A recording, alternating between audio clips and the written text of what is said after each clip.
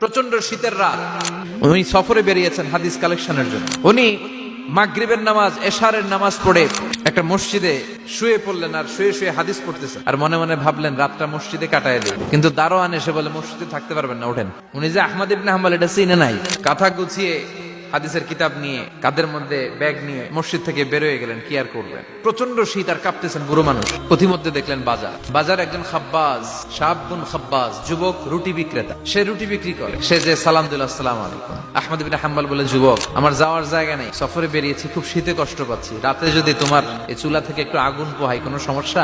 যুবক বলে, না না সমস্যা না, আহলান ওয়া সাহলান, বসে আমদের আসেন আসেন, আপনি আগুন পোহাইলে আমার সমস্যা কি? আল্লাহ শুকরিয়া করে উনি বসলেন আর আগুন পোহাচ্ছেন। আর খেয়াল করলেন যুবক রুটি বানায় আর পরে আস্তাগফিরুল্লাহ, রুটির দলা বানায় পরে আস্তাগফিরুল্লাহ, খামির বানায় আর পরে আস্তাগফিরুল্লাহ, খালি এইটাই পড়তেছে। ইমাম আহমদ ইবনে হাম্বল তো অবাক, কিরে এটা আবার কেমন যুবক, খালি আস্তাগফিরুল্লাহ। উনি প্রশ্ন করলেন, যুবক ঘটনা কি? আসার পর থেকেই তোমার দেখতেছি তুমি রুটি বানাও, রুটি বিক্রি করো আর পড়ো আস্তাগফিরুল্লাহ। যুবক বলে, আস্তাগফিরুল্লাহ আমার সবচেয়ে বেশি পছন্দের আমল, আমি সব সময় আঠার মতো ইস্তেগফারের সাথে লেগে থাকি আর সব সময় পড়তে থাকি আস্তাগফিরুল্লাহ, আর এর বদৌলতে আল্লাহ আমারে মুস্তাজাবুদ দাওয়া বানিয়ে দিয়েছে। আহমদ ইবনে হাম্বল তো অবাক, তুমি মুস্তাজাবুদ দাওয়া, রুটিওয়ালা? আমি এত বছর হাদিস পড়াই, আমিও তো মুস্তাজাবুদ দাওয়া না, তুমি দোয়া করলেই সব কবুল হয়ে যায়? যুবক বলে, না আনা মুস্তাজাবুদ দাওয়া, আমি আমার জীবনে যত দোয়া করেছি কবুল করে নিয়েছে কে? সব দোয়া কবুল করে নিয়েছে আল্লাহ, একটা দোয়া ছাড়া। কি সেই দোয়া?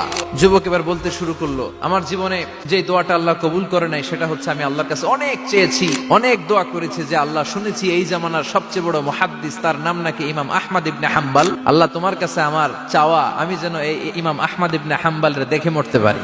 আহমদ ইবনে হাম্বল আবেগপ্রবণ হয়ে গেলেন, চোখের পানি ছেড়ে দিলেন, বললেন, যুবক তোমার এই দোয়াটাও কবুল হয়ে গিয়েছে, আহমদ ইবনে হাম্বল তোমার দরবারে ছুটে এসেছে। যুবক চোখের পানি ছেড়ে দেয়। যুবক চিৎকার মেরে ইমাম আহমদ ইবনে হাম্বলকে জড়িয়ে ধরে, হাতে হাত রেখে মুসাফা করে, কপালের মধ্যে চুমু খায়, আর আল্লাহর শুকরিয়া করে বলে, ও ইমাম, আসলে এই দোয়াটাও আল্লাহ আজকে কবুল করে নিল।